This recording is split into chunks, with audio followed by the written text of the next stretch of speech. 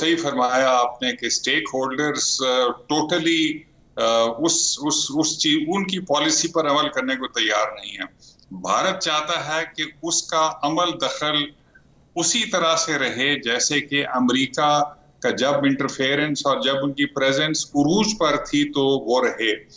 भारत को इस वक्त सख्त खदशा है कि अगर अमेरिका यहां से निकलता है मुकम्मल तौर पर या एक छोटी सी फोर्स छोड़ जाता है स्टेबलाइजेशन के लिए, तो उसके मफादात को जख्म पहुंचेगी। और मफादात क्या है उसके? नंबर एक कि चाइना को कंटेन कर सके, नंबर दो पाकिस्तान को कंटेन न सिर्फ करे बल्कि दो साइड से पाकिस्तान पे प्रेशर डाल सके, मशरिक और मगरिब दोनों तरफ से।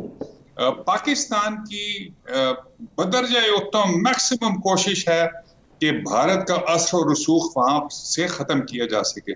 एक्चुअली मारूजी हालात इस वक्त अफगानिस्तान में और इस वक्त तो हैं ही पेचीदा, लेकिन आने वाले दिनों में और ज्यादा पेचीदा हो सकते हैं जब अमेरिका वहां से निकलता है।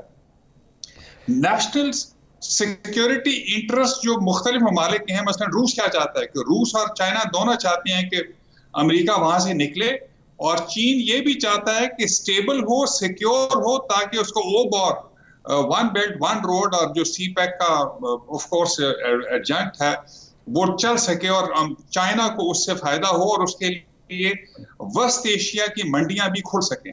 रूस चाहता है कि अमेरिका निकले ताकि ओवरऑल अम्ब्रेला जो है वो रूस की हो।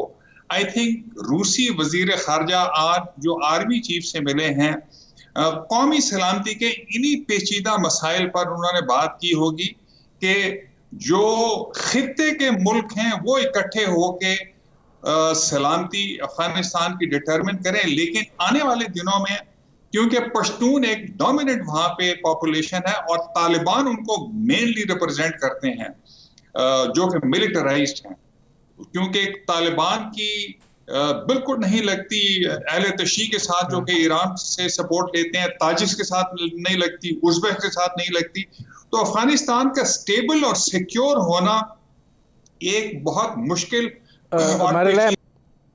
बिल्कुल सही फरमाया। और आपने अलूड किया था नेशनल सिक्योरिटी डायलॉग की तरफ, वहां पर there is a clear change in policy government की तरफ से भी और आर्मी चीफ की तरफ से भी। और आई थिंक यही सारे प्रेशर्स हैं जो कि इस वक्त मुल्क की लीडरशिप के ऊपर हैं।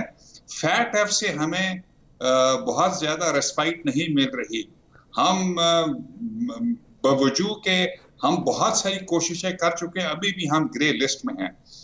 रूस का प्रेशर है, अमेरिका का प्रेशर है, जो बाइडेन आ गया है और देखिए उसने हमें क्लाइमेट चेंज पर जो समिट की है उस पर नहीं बुलाया। क्लूगरमैन का तबसरा था कि दिस इज प्रोबेबली एक बहुत बड़ी ओवरसाइट है। नहीं, ये ओवरसाइट नहीं है, ये आई थिंक डेलिब्रेट स्नब है, बिकॉज डैनियल पर्ल के ऊपर जो फैसला हुआ उससे अमेरिका बिल्कुल खुश नहीं है। उसके अलावा उन्होंने बड़ा क्लियर मैसेज दिया है कि तालिबान को फोर्स करें कि वो निगोशिएटिंग टेबल पर रहें और आए। कश्मीर के ऊपर हमें कोई तवक्को नहीं रखनी चाहिए, रूस से बिलखुसूस।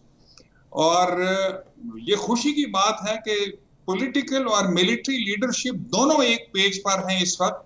चाहे जाए कि कुछ मिलिट्री और पॉलिटिकल कमेंटेटर्स कहते हैं कि जी हमें कश्मीर पर चढ़ दौड़ना चाहिए, हमें ये करना चाहिए, वो करना चाहिए।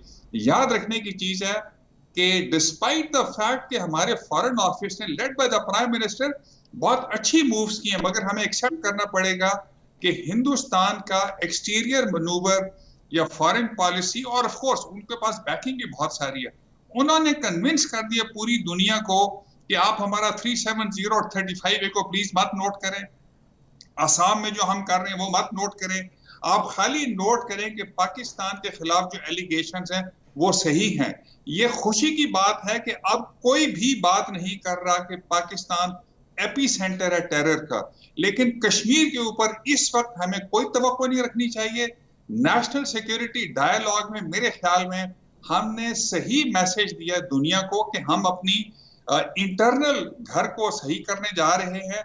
अल्लाह करे कि कर सकें, क्योंकि आज ही की खबर है कि TLP वाले इस्लामाबाद की तरफ आ रहे हैं फ्रेंच एम्बेसडर को, और पाकिस्तान इस वक्त गो मगो में है कि फ्रेंच एम्बेसडर को कैसे निकाल सकते हैं हम, और टीएलपी वाले भी नहीं मानने। सो इंटरनल हाउस जब तक ऑर्डर में नहीं होगा, और उसके लिए मेरे ख्याल में सियासी पॉलिटिकल गवर्नमेंट की लीडरशिप और मिलिट्री लीडरशिप, उनको बहुत सारी मेहनत करनी पड़ेगी जब तक एक कंसेंसस नहीं